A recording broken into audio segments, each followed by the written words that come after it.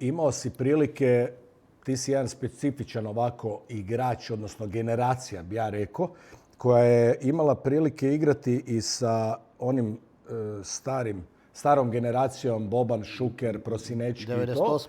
Tako, 98. čuvena generacija, a isto tako si igrao i sa igračima koji su osvojili srebro 2018. tipa Luka Modrić, zato sam htio spomenuti kvalitetu, koji sad sa 40 godina na leđima diktira igru Milana. I evo, jučer smo imali priliku opet vidjeti u tom derbiju protiv Tudora.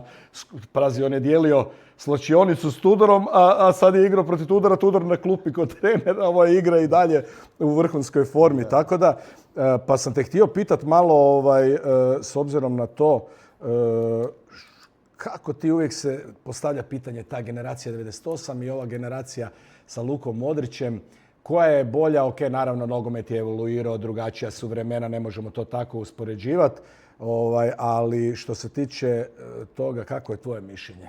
Kome bi se ti priklonio? Pa, teško je uspoređivati. Teško je generaciju uspoređivati. Koja je bolja, koja je...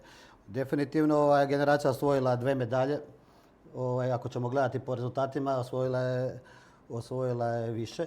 98. generacija isto bila je posebna jedna generacija sa posebnim veličinama, posebnim facama.